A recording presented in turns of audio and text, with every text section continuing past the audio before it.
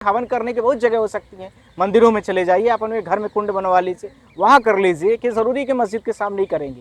ये तो फिर विवादित चीजों को उत्पन्न प्रदर्शन करने सर का। देश भर में आगाज हो रहा है कि प्रदर्शन होगा, आप उसके समर्थन में हैं क्या? किस चीज का प्रदर्शन हो रहा है? ये इस बिल के खिलाफ वफ नहीं, बिल के खिलाफ प्रदर्शन होना वो जनता का आम राइट्स है, वो करे। हम उसमें ना तो समर्थन कर रहे हैं ना विरोध कर रहे हैं उनका।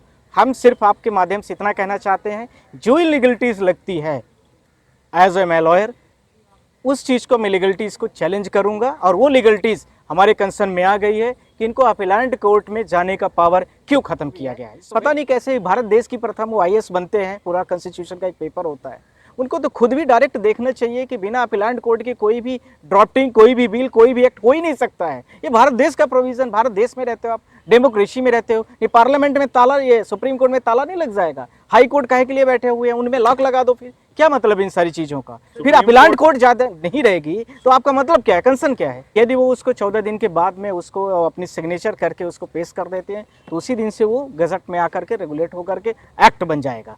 सवाल यह है कि इन्फिनिट टाइम तक के लिए भी प्रेसिडेंट के पास ये पावर होता है कि किसी भी बिल को अपने इन्फिनिट टाइम तक रख सकती हैं। अब मुझे लगता है कि जिन कानूनी दांव पेचों में पार्लियामेंट में ही बहस हुई और पार्लियामेंट के बाद अब हम आपके सामने सुप्रीम कोर्ट में किसी भी आर्टिकल 21 और आर्टिकल 14 इसके साथ में आर्टिकल 19 में जो चीज़ें स्पष्ट की गई हैं उसके आधार पर हमारे कुछ लीगल राइट्स वायलेट हो रहा है, तो उन चैलेंजिंग हम सुप्रीम कोर्ट में आ सकते हैं और कोर्ट डायरेक्शंस दे सकती है कि जो ड्राफ्टिंग कमेटी भारत देश की है पार्लियामेंट की, वो ड्राफ्टिंग कमेटी संबंधित चीज़ों को लेकर के नई चीज़ों को सेक्शन को ऐड करे और इनमें जो जो कमियां है उसको पुनर्विचार करे, अर्थात रिव्यू प्रोविजन जो होता है। साथ ही में जो प्रेसिडेंट को जो आपके माध्यम से मैंने बोला है कि अपीलेंट इनमें नहीं है, साथ में यह भी बोला है कि ऐसी प्रोसेस हो रही है, तो इंश्योर कर दे प्रेसिडेंट ऑफ इंडिया कि वक्फ बोर्ड की ज़मीनें कोई भी भारत देश में किसी भी प्राइवेट व्यक्ति को नहीं दिया जाएगा। साथ में यह भी इंश्योर करे कि मुस्लिम कम्युनिटीज़ के साथ में हमेशा परमानेंट ये बना रहेगा। तो इसके साथ में इन चीज़ों को लेकर के हम सुप्रीम कोर्ट में हैं और इन्फिनिट टाइम तक पॉकेट वीटोज़ का जो प्रावधान है, देखता हूँ कि क्या इसमें प्रेसिडेंट ऑफ इंडिया इसमें एक्शन लेती है। आइदर हम सुप्रीम कोर्ट के लिए अब रेडी हैं, आप जो भी बिल आए, बिल अभी आ गया है, जो जैसे ही एक्ट होकर के रेगुलेट हो जाएगा वैसे हम लोग सुप्रीम कोर्ट में इमीडिएट इसको चैलेंज कर देंगे जी। और कुछ किसी का प्रश्न? ठीक है, पूर्ण विचार के लिए सर क्या दोबारा सुप्रीम कोर्ट भेज सकती है क्या, दोबारा संसद? जैसे प्रेसिडेंट ऑफ इंडिया जिन चीज़ों के आधार, वो तो होना ही है, मैं आपसे अभी श्योर कर रहा हूँ, अभी बोल रहा हूँ। पता नहीं आईएएस कैसे वहाँ पर ड्राफ्टिंग कर रहे हैं, या उनका उद्देश्य है कि बिल बना करके जनता को परेशान कर देना है और सिर्फ डिबेट का एक पॉइंट बनाना है, पॉलिटिक्स करना है। कहीं न कहीं कई राज्यों में जहाँ चुनाव हो रहा है, राजनीतिकरण करने का या तो प्रयास है, जो भी है।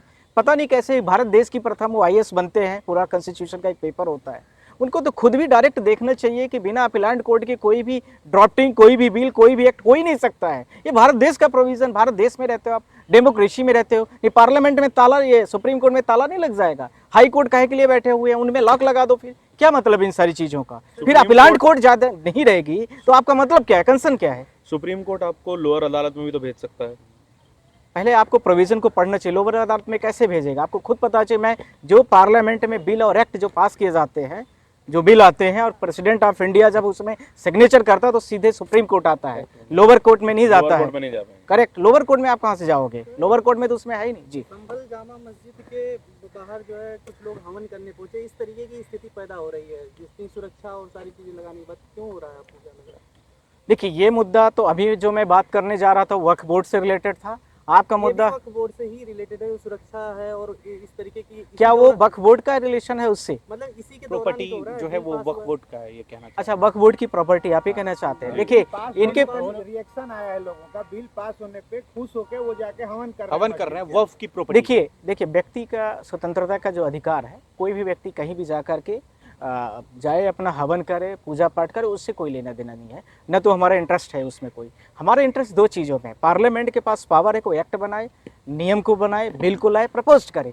हम लोग लॉयर हैं, आप लोग मीडिया वाले हैं, आप लोग सही चीज़ को दिखाएं। हम लोगों का ये कंसर्न है कि जो चीज़ें जिनमें जो कमियां हैं उनको यदि प्रेसिडेंट ऑफ इंडिया उसको नहीं कंट्रोल करता है तो हम सुप्रीम कोर्ट ऑफ इंडिया में ले आकर के उसको जी चीज़ इलीगलिटीज़ है उसको करेंगे। अब आपके सवाल पर आ गया मैं, जो आपने संबल वाले मुद्दे को कहा है, सबसे पहले जो ये the place of worship act का मामला जो था, Alok Sharma and Priya Mishra versus union of India, हमने ही फाइल किया था। हमें सारी चीज़ों का पता है। सुप्रीम कोर्ट का जब तक फाइनल जजमेंट नहीं आ जाता है तो कोई भी व्यक्ति, कंसर्न व्यक्ति कैसे सारी चीज़ों को करेगा, वो तब तक इंजॉयमेंट कर सकता है जब तक सुप्रीम कोर्ट का फाइनल जजमेंट नहीं आता है। साथ ही साथ में बुलडोजर की भी प्रकरण में हमने केस फाइल किया था, आप सबको पता है। अभी कल नहीं परसों बुलडोजर वाले प्रकरण में आप सब लोगों ने देखा है, इलाहाबाद के जो मैटर आया था जिसमें प्रोफेसर का और उसको अतीक अहमद के साथ में उसको कंसन कर दिया गया, कनेक्ट किया गया था, जिसमें उसके ऊपर भी 10-10 लाख रुपए की फिर से पेनाल्टीज के तौर पर घर बनाने के लिए कोर्ट ने ऑर्डर डायरेक्शंस भी दिया है। तो ये सवाल यह है कि वो हवन करने में हमें कोई दिक्कत नहीं है, सिर्फ ये है कि किसी की व्यक्तिगत स्वतंत्रता को प्रभावित न करें, किसी की धार्मिक जो अखंडता है उसको बने रखने दें, और यह प्रत्येक व्यक्ति की जिम्मेदारी है। साथ में जो भारत देश के कॉन्स्टिट्यूशंस में 6 किसी भी व्यक्ति के नीति निर्देशक तत्वों में, आप जब हिंदी के कॉन्स्टिट्यूशन में आइदर वैसे पढ़ेंगे तो आपको पता उसमें लिखा है कि हमें इन चीज़ों को ध्यान रखना है, किसी की स्वतंत्रता को बाधित नहीं करना है। ठीक है, अभी हवन करने की बहुत जगह हो सकती हैं, मंदिरों में चले जाइए, आप अपने घर में कुंड बनवा लीजिए, वहाँ कर लीजिए, कि ज़रूरी कि मस्जिद के सामने ही करेंगे। ये तो फिर विवादित चीज़ों को उत्पन्न करने का। सर देश भर में आगाज हो रहा है कि प्रदर्शन होगा, आप उसके समर्थन में हैं क्या? किस चीज़ का प्रदर्शन हो रहा है? इस बिल के खिलाफ वक्फ नहीं, बिल के खिलाफ प्रदर्शन होना वो जनता का आम राइट्स है, वो करे। हम उसमें ना तो समर्थन कर रहे हैं ना विरोध कर रहे हैं उनका। हम सिर्फ आपके माध्यम से इतना कहना चाहते हैं, जो इलीगलिटीज़ लगती है एज ए मैं लॉयर, उस चीज़ को मैं लीगलिटीज़ को चैलेंज करूंगा, और वो लीगलिटीज़ हमारे कंसर्न में आ गई है कि इनको अपीलेंट कोर्ट में जाने का पावर क्यों ख़त्म किया गया है। इट्स वेरी इंपॉर्टेंट पॉइंट है।